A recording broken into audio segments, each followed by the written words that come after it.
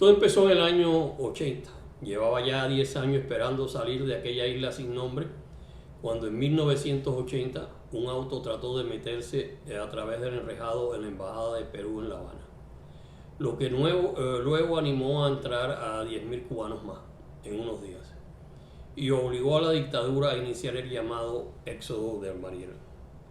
Todo el que se quisiera ir podía salir si sus familiares le enviaban alguna embarcación a recogerlo.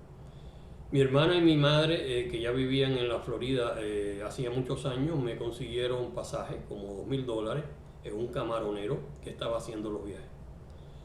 La dictadura aprovechó estas embarcaciones que llegaban a recoger familiares y vació cárceles y gente tachadas de escoria, no simpatizantes, para meterlos también en esas embarcaciones. Por eso, aunque mi hermana y mi madre habían pagado, además por mi esposa y mi hijo de 4 años, solo pude venir yo. Cerca de un centenar de pasajeros veníamos apretados en aquel camaronero que me trajo hace ya más de 40 años. Cuando llegué a Cayo Hueso, luego de 12 horas de viaje, del bote nos sacaban los marines en el muelle y luego caminé un poco desorientado hasta una valla cuidada por la policía que cerraba el paso. Y pude ver al otro lado a mi cuñado que me había venido a recoger. En Miami estuve poco tiempo, tantos miles de gente llegados de repente, los trabajos, alquileres y todo se ponía caro y difícil. Así que me fui para New York con la ayuda de pasajes gratis, una sola vía que daba el gobierno federal para los que quisieran irse a otras ciudades y tuvieran a alguien que los recibiera.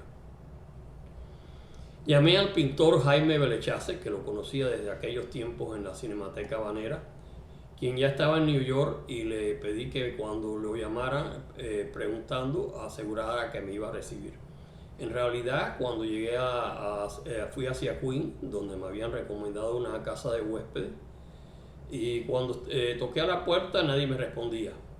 Miré alrededor un poco desconcertado y vi al frente una barbería con el nombre Los Cubanitos, y fui hacia allí y me ayudaron a conseguir alojamiento muy amablemente.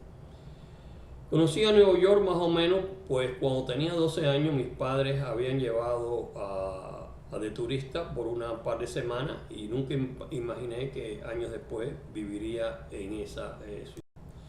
En New York al menos pude conseguir un trabajito en el aeropuerto gracias a una chica boliviana con la que empecé a hablar en un bus, y más tarde a través del New York Times conseguí uno mejor en un editorial como corrector de pruebas. Reinaldo Arenas también había salido en aquel tumulto del Mariel y nos habíamos conocido en la Cinemateca, donde la juventud algo estudiada huía de las terribles y aburridas películas rusas que se exhibían en los cines corrientes. Pero habíamos perdido contacto. Una noche, yendo en un subway neoyorquino, sentado en un asiento transversal, alguien se monta y se siente enfrente. Me quedé mirándolo, me parecía conocido. Él también me miraba como extrañado y al fin nos reconocimos. Reinaldo y yo habíamos engordado bastante después de salir del infierno. Y desde ahí ya nos mantuvimos en contacto. Tenía ya conmigo mis 3 primeras novelas que había sacado de la isla a través de los contactos de Arenas, y que Severo Sarduin, en edición Dussert en París, me lo había guardado durante años. Reinaldo me conectó con la librería editorial Las Américas, donde en 1982 pude publicar La Hostería del Tesoro, un western en un régimen totalitario. Más tarde, en el mismo año, en la editorial Término en Cincinnati, Roberto Madrigal me publicó La Ciudad Maravillosa y Alicia en las 1001 camas, las 2 novelas anteriores a La Hostería del Tesoro. Y como corrector de pruebas en la sección en español de la editorial neoyorquina ganaba cierta plata con la que fundé la revista trimestral Unveiling, sobre papel. La estuve publicando hasta que me fui a finales de New York, del 86 hacia California a trabajar como profesor de español. Mi libro La Hostería del Tesoro lo había presentado en la librería Las Américas en New York, pero quise hacerlo también en Miami. Me conectaron con una librería allí, pero la dueña me pidió $150 por la presentación. Esa cantidad más el viaje ya era mucho. Reinaldo me explicó que esa vieja arpía era dueña de la librería, pero nunca había leído un libro más allá de la contraportada. Y así surgió con cierta alteración el nombre de uno de los caracteres de Matías Pérez entre los locos, Nani E. Añeja. El nombre de Matías Pérez surge de un aventurero que a mediados del siglo XIX salió de un parque de La Habana en su globo para pasar el estrecho de la Florida. Nunca llegó, pero quedó sobre esto un dicho popular: se perdió como Matías Pérez. Por eso mi Matías Pérez aterriza en un globo en una azotea y mientras la explora descubre la ventana de un baño, varios pisos abajo, donde se ve una fémina algo pasadilla de peso en una ducha. De inmediato coge una soga y baja hasta la ventana por la que se mete, con un gran susto para Mimosa, otro de los personajes del mundillo bayamense, amiga íntima de Nani E. Añeja. Aquí aparece como su sobrina. Matías Pérez en este libro es un científico que ha descubierto peste agua, la alta concentración de olor vaginal, capaz de convertir el virus del SIDA, que en aquellos años estaba acabando. Esto era a finales de los 80 y a principios de los 90, donde la caída del régimen de Gorbachov en la Unión Soviética podía pronosticar un cambio en la dictadura isleña.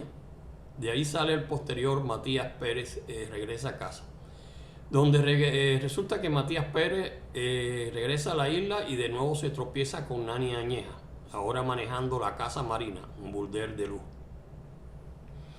También aparece Reinaldo Reinaldo Arena, y Matías se ve involucrado en unas elecciones en la cambiada y destruida isla, pero finalmente tiene que irse cuando se entera que Nani Añeja está a la cabeza del conteo final de los votos para la presidencia. Unos años después surge Matías Pérez en los días de invierno, donde Matías, ya retirado viviendo en Madrid, recibe una llamada del doctor Banchi invitándolo a Benidorm, donde ha abierto una clínica de rejuvenecimiento. Y quiere un científico de la talla de Matías Pérez colabore en el proyecto. Ahí en Benidorm se entera que una de las pacientes apuntadas para los tratamientos de rejuvenecimiento es Nani Añeja. Y como siempre acompañado de su sobrina Mimosa, cada vez más gorda. Esta novela estaba pensada para terminar la trilogía, pero como pasa siempre, luego me surgió Matías Pérez viaja por el Caribe, donde Matías regresa a ese Lincoln Road del South Beach, bayamense, donde el doctor Banchi ha instalado su nueva clínica de implantes gluteares. Y como siempre aparece un montón de obstáculos en este nuevo proyecto. Pensaba que la serie Matías terminaba como convertida en tetralogía, pero ahora ha surgido este nuevo Matías Pérez baila la Macarena. También en el escenario de Lincoln Road, pero ahora en una clínica dirigida por el doctor Roland. El doctor Banchi ha fallecido, pero esta vez es para combatir el virus del COVID, no con peste agua, el olor bienhechor, sino aumentando las defensas antivirales bailando la Macarena.